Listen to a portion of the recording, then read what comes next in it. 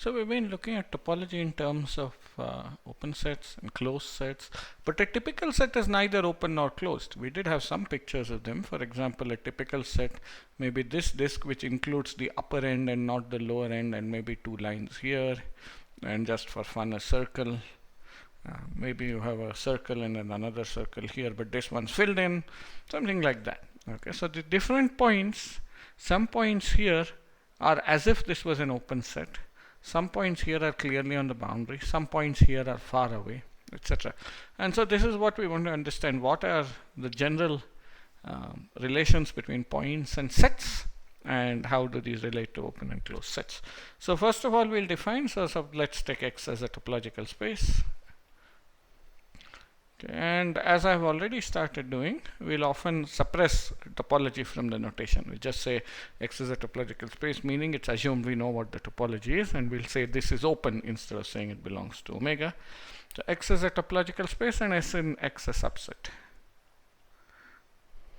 So here is the interior of X.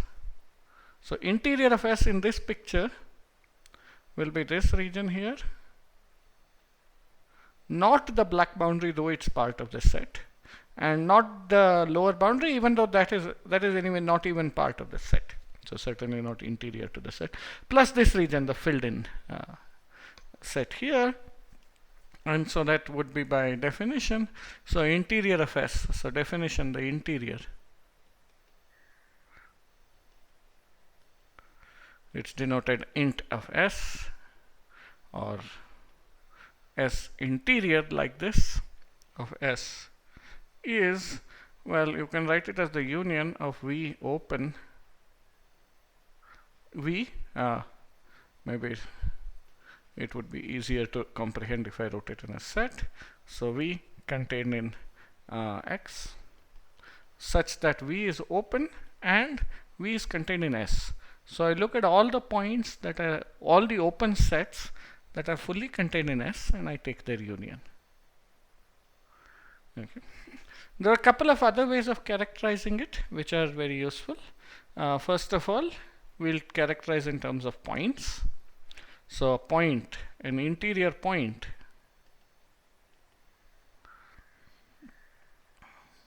of S is a point X in interior of S. That's fine, but we can characterize it by a pointwise condition. So proposition, well, X is in interior of S if and only if, that is, it's an interior point of S, if and only if there exists V open such that X belongs to V and V is contained in S. We saw this kind of condition many times with open sets. I mean, when we were talking about basis and so on.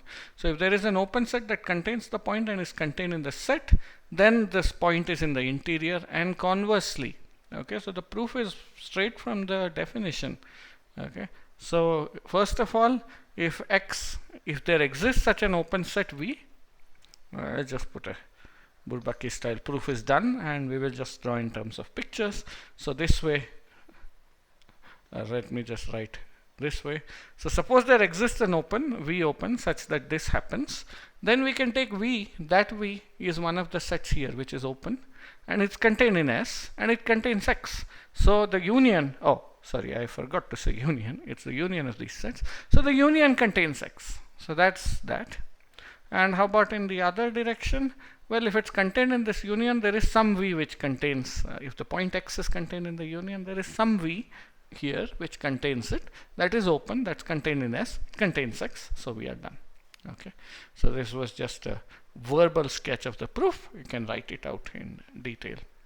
There is another characterization, this is more global, and this style is very useful in topology and elsewhere in mathematics.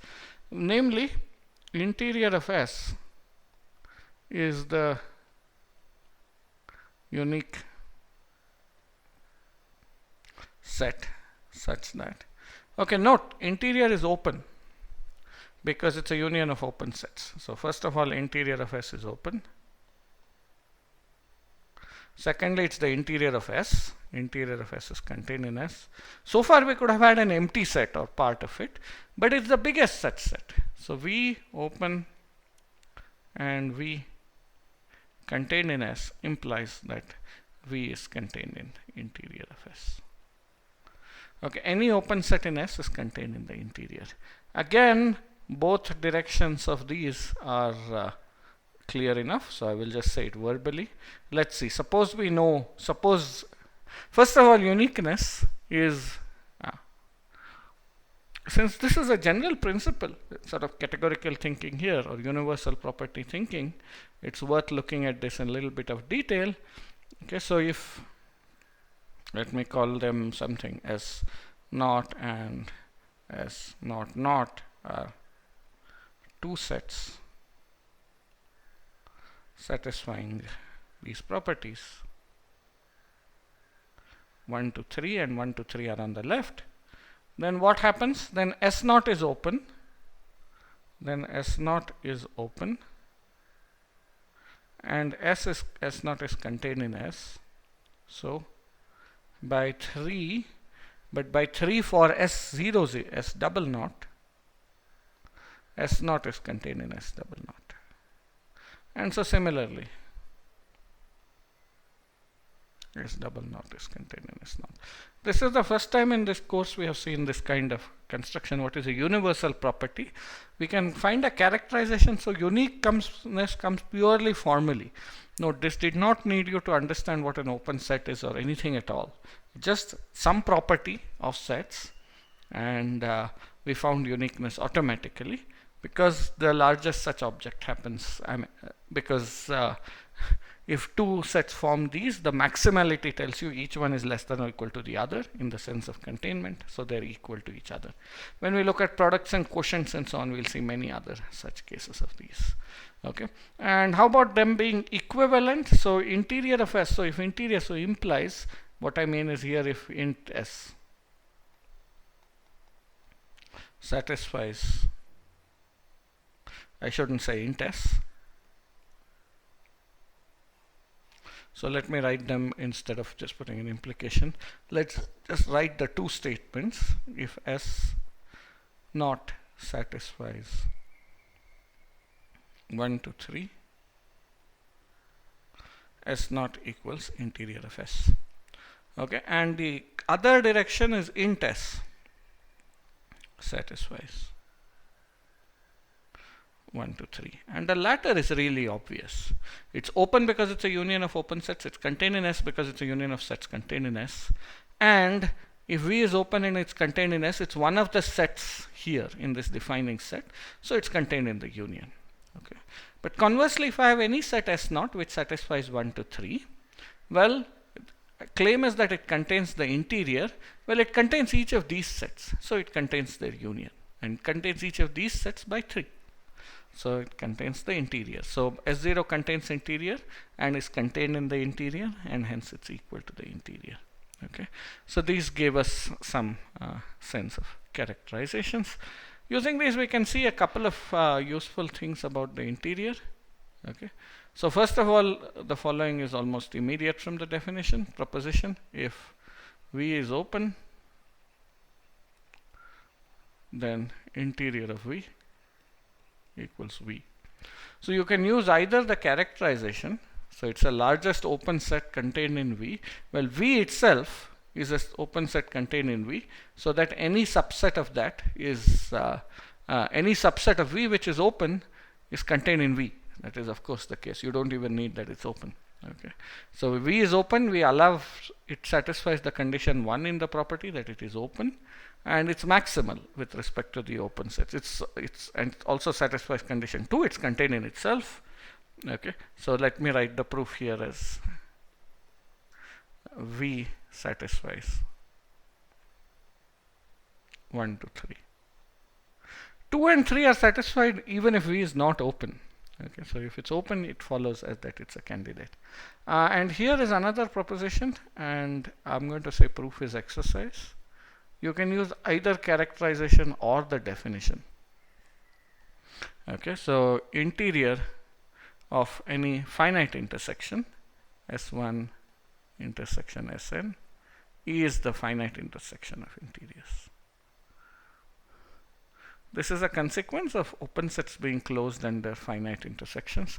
So this is open, the left hand sides are open, so the right hand sides are open. It's contained in the intersection, and it's easy to see it's a maximal set contained in the intersection. You have to think a little bit. That thought is the exercise as far as this is concerned. And let's also note a corollary to this proposition here, okay, which I'll call a proposition. So what happens if I take the interior of a set and then I take the interior of the interior of that? Okay, so then the proposition here is interior of some set S E as well. Note that this is open, right? So its interior itself. So this is the interior of S.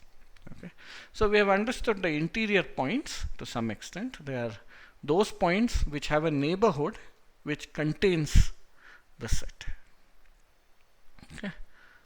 Now we want to look instead, so that's kind of set points which are truly inside, deep inside the set.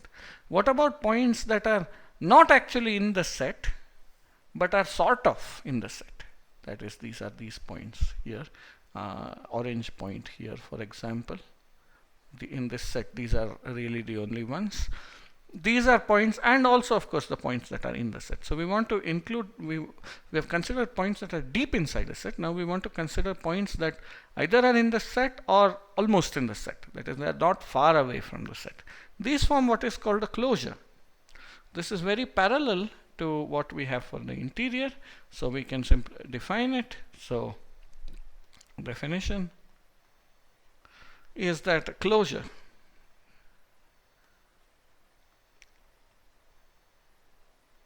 of S is, well, we'll take an intersection of closed sets. So it's closure of A closed.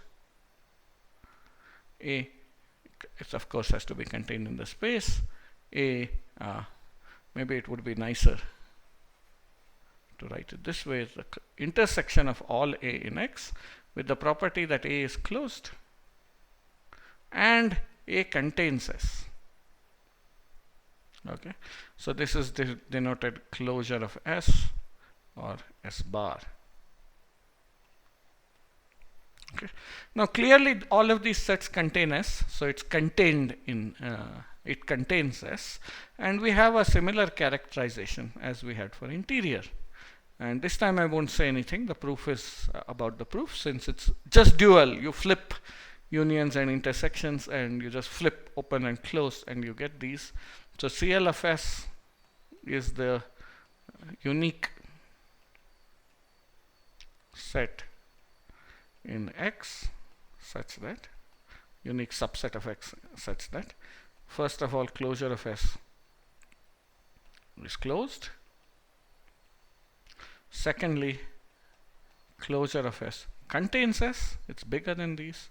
And third, if A contains S and A is closed, well, A could be bigger, it could be the whole space for instance, but it can't be smaller than A contains closure of S.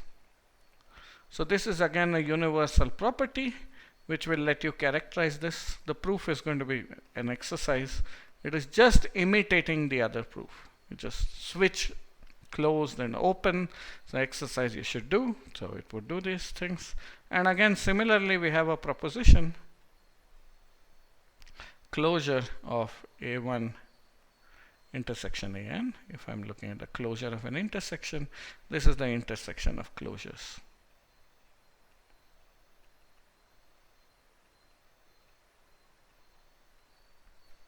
Okay, so that though leaves one point. What are the points in the closure?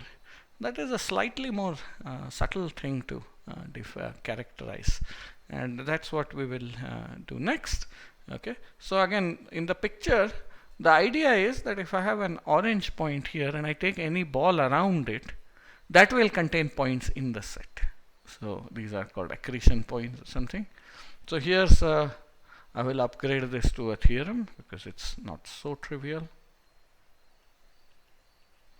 X belongs to closure of S, which we can take as the definition, being the intersection of closed sets containing X, if and only if, for all open sets U contained U in X such that X is in U. So if I take any open set, in fact I can take any basic open set, it's enough, such that X belongs to U, we have U intersection S is non-empty. Okay, so that is to say, if I have a set here, something is not in its closure means I can find a open set that contains it that's completely disjoint from this. Okay, so let's go about proving this. So we have to prove two sides. As I said, since I called it a theorem, let me give the proof. So we have to consider the case where this condition is satisfied and where this condition is not satisfied. One way is easiest to state by contradiction. So suppose X belongs to CLS.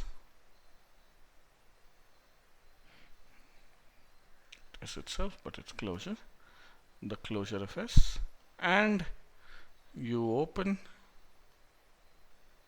and X belongs to U. Okay, and if now we'll suppose for contradiction that U intersection S is empty. So suppose U intersection S is empty. We have to get a contradiction.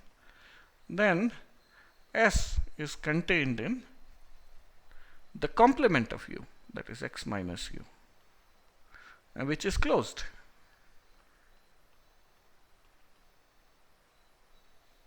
Okay, therefore now so S is contained in X minus U, which is closed. So therefore closure of X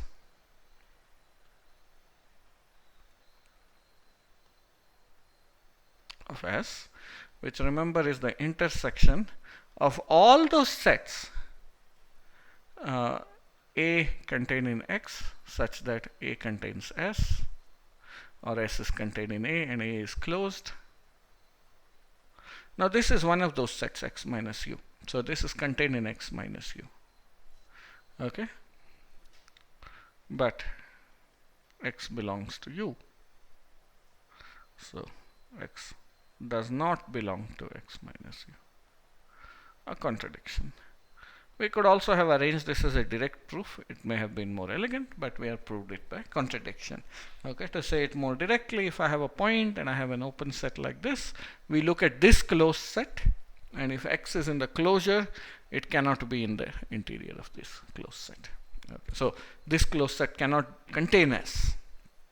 Okay, so we contradict the hypothesis. Okay, how about the converse? So conversely,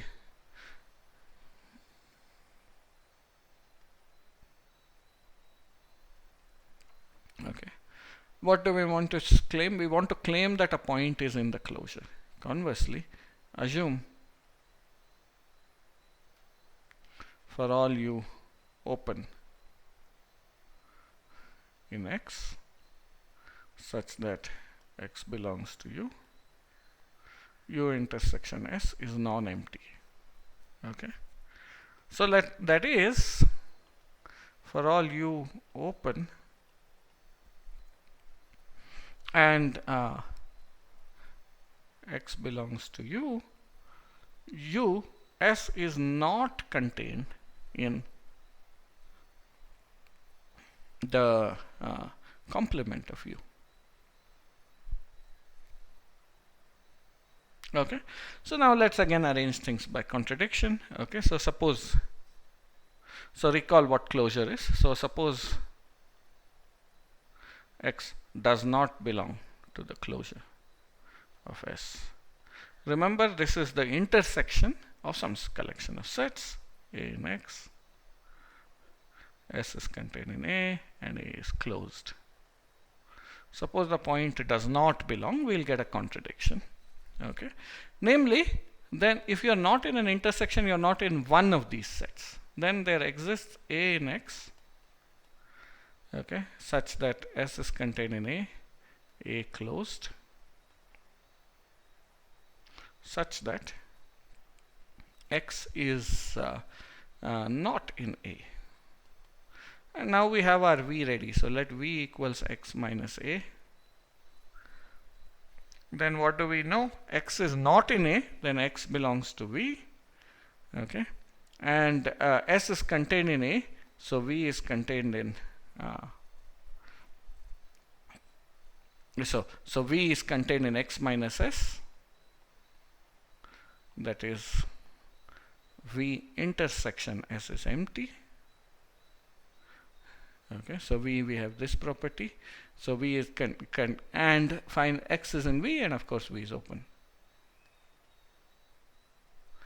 Okay, but that exactly contradicts the hypothesis. If I take U is V, U is open, X is in U, and S is U is in X, X is in U, but this intersection is empty, so contradicting the hypothesis.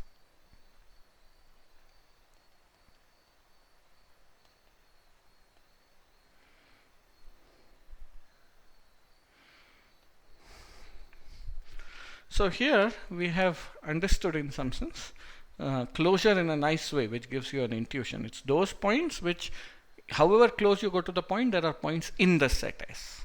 Okay, and interior are those points, so that all nearby points are in the set S, provided you are strict enough about what you mean by nearby. This will get slightly more clear, intuitive, when we look at limit points, and we also want to look at an important class of sets which are called dense sets.